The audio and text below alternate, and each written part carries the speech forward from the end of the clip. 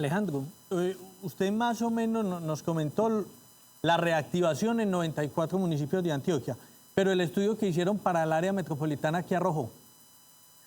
Para el área metropolitana hay que tener en cuenta una cosa con este virus, que cada vez, digamos, lo tenemos más interiorizado. Este virus se transmite a través del contacto, ¿sí? El contacto entre personas. Los estudios han mostrado que aproximadamente el 80% de los casos están asociados a yo tocarme con una persona que tiene COVID, sea sintomática o asintomática. El problema es precisamente ese, pero el 80% es de tocarme. ¿Cuál es el problema de área metropolitana? Que en área metropolitana nosotros tenemos una cantidad impresionante de personas, 3 y pico millones de personas vivimos en el área metropolitana. Entonces la posibilidad de contacto es muchísimo más alta. Por eso nosotros en el área metropolitana lo que discutimos con la gobernación en este estudio y lo que discutíamos con la alcaldía de Medellín en este estudio era, hay que pensar en una estrategia distinta.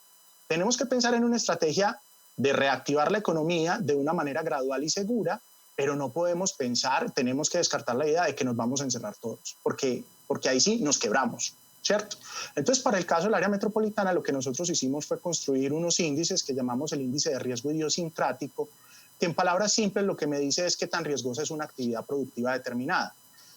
Una cosa es que yo sea un administrativo, que yo sea un abogado, que yo sea un contador, que puedo estar encerrado en mi oficina, en mi escritorio, sin tener mayor contacto con las personas, y otra cosa que yo sea un peluquero, donde tengo que estar tocando directamente a mi cliente para poder prestar el servicio. Los riesgos de contagio son completamente distintos en los dos casos. Entonces lo que hicimos nosotros fue construir un ranking que nos dicen cuáles son las actividades que tienen más riesgo y cuáles son las actividades que tienen menos riesgo. ¿Cuál es el objetivo de esto? Pues que junto con otra serie de variables, la alcaldía de Medellín, el área metropolitana y la gobernación puedan ir decidiendo qué sectores se pueden ir abriendo o qué sectores hay que mantener cerrados durante más tiempo. ¿Por qué no hemos abierto educación? ¿Por qué no hemos abierto bares, restaurantes? ¿Por qué no hemos abierto transporte aéreo, transporte intermunicipal? Porque son los que más riesgo tienen.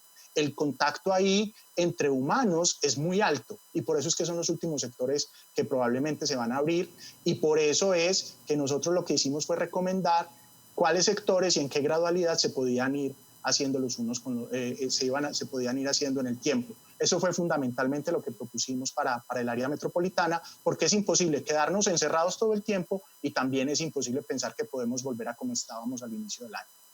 Dar el ranking de esos sectores de más riesgo en el área metropolitana del Valle de Aburrá.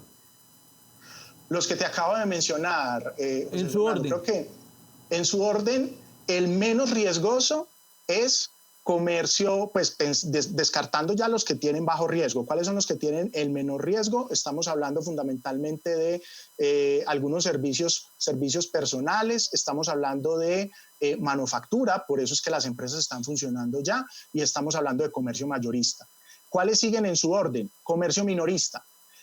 Comercio minorista es riesgoso, pero el otro asunto es que genera muchísimo empleo. Entonces, por eso la importancia de que el comercio minorista se pueda reactivar y por eso la importancia de los pilotos de centros comerciales y de almacenes. Porque por un lado generan mucho empleo y por el otro lado pues son el fin de la cadena productiva.